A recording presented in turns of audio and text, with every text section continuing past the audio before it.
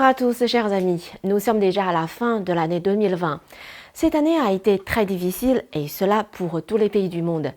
En ce qui me concerne, cette année aura été pour le moins inhabituelle. J'ai envie de revenir un peu sur mon expérience durant cette année en espérant que cette vidéo vous apportera un peu de réconfort et de bonheur. Au début de l'année dernière, avec l'explosion soudaine de l'épidémie de coronavirus, la grande fête traditionnelle chinoise de Chunjie, habituellement synonyme de joie et d'harmonie, s'est transformée en une période marquée par l'angoisse et l'isolement. Afin de stopper la progression de l'épidémie, les Chinois ont abandonné les célébrations, renoncé à visiter leurs familles et à la place sont restés confinés chez eux. Après les vacances de Chunjie, j'ai commencé à travailler depuis la maison. Je me suis demandé ce que je pouvais faire et j'ai tout de suite pensé à mon compte des réseaux sociaux.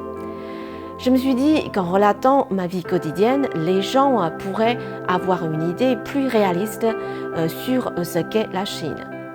Au mois de mars, lorsque ma première vidéo a été diffusée, la Chine avait déjà passé la période la plus difficile.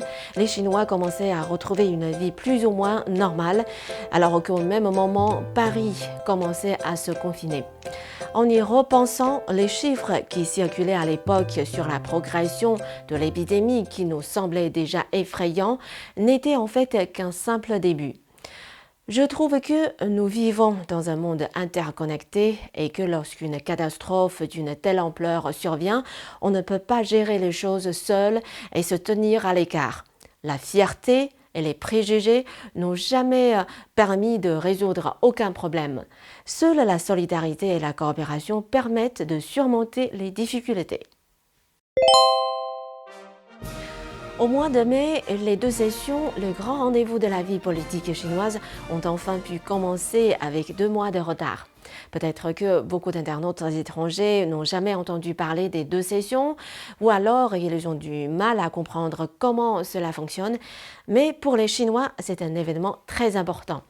Tout particulièrement dans ce contexte de pandémie, la convocation des deux sessions a permis de réconforter les gens et de confirmer que le plus dur était derrière nous et que tout allait bientôt revenir à la normale.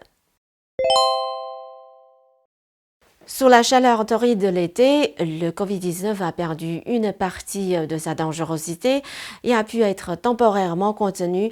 La lutte contre l'épidémie à travers le monde est entrée dans une phase relativement stable. En Chine, les secteurs du tourisme intérieur, de la restauration et du divertissement ont tout de suite rebondi. C'est seulement en septembre que j'ai enfin pu effectuer mon premier voyage hors de Beijing. Ma première destination était la province du Yunnan, située à la frontière du sud-ouest de la Chine. Le Yunnan est un endroit magnifique, très romantique et qui se distingue par la grande diversité de ses ethnies et de ses coutumes. Non seulement la province abrite des paysages sublimes, mais sa cuisine est également très variée. Après mon retour du Yunnan, je suis devenue une véritable foodie, comme on dit aujourd'hui, une passionnée de cuisine et impossible de faire marche arrière.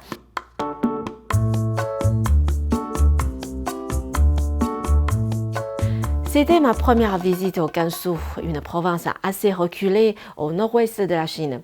Le climat y est sec et l'économie beaucoup moins développée que dans la partie orientale du pays. Mais cela n'empêche pas le Gansu de posséder un charme bien particulier. À l'époque de l'ancienne route de la soie, le corridor du Gansu était l'une des plus importantes voies d'accès à la Chine. De nombreux comtés réduits aujourd'hui à l'anonymat étaient à l'époque de riches cités internationales. À Dunhuang, j'ai pu admirer des peintures murales et des statues de Bouddha réalisées il y a plus de 1000 ans et qui pourtant ont conservé une éclatante vitalité. J'ai emprunté le même chemin que les sages de l'époque et j'ai pu lire à haute voix les écrits qu'ils avaient laissés. J'étais à la fois émue et fière. C'était un sentiment vraiment incroyable. Le temps passe de manière inexorable. Chaque époque connaît son apogée et puis son déclin. Mais l'histoire laisse toujours sa trace et le monde n'oublie jamais les belles choses. Si vous avez dans l'avenir la possibilité de venir en Chine, ne manquez surtout pas de vous rendre à Dunhuang. C'est un véritable trésor culturel de l'humanité. Il n'y a pas longtemps, j'ai achevé mon dernier voyage de l'année. Je me suis rendue à Chongqing et au Sichuan. Mais l'endroit qui m'a laissé la plus forte impression, c'est Ganzhi, dans la province du Sichuan. Ganzhi est une préfecture autonome tibétaine et la majorité des habitants sont des Tibétains. Venir ici, c'est comme se rendre dans une sorte de mini-Tibet rempli de traditions folkloriques. Les habitants ici sont simples et pleins d'hospitalité. Ils ne parlent pas très bien le mandarin, ce qui rend la communication parfois un peu difficile, mais cela ne m'a pas empêché de ressentir leur enthousiasme. J'espère vraiment avoir l'occasion de visiter le Tibet l'année prochaine. Et bien sûr, je partagerai avec vous mon expérience là-bas. Voilà, je vous ai fait une sorte de bilan de mon année 2020.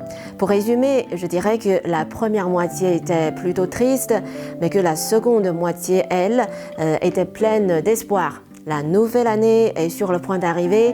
J'espère que l'humanité va surmonter l'épidémie le plus rapidement possible, que le monde sera en paix. J'espère que nous pourrons bientôt nous déplacer librement comme avant. Et surtout, n'oubliez pas de laisser un commentaire et de me dire quels sont vos souhaits pour cette nouvelle année. Et à la fin de cette vidéo, je vous souhaite bonne année 2021.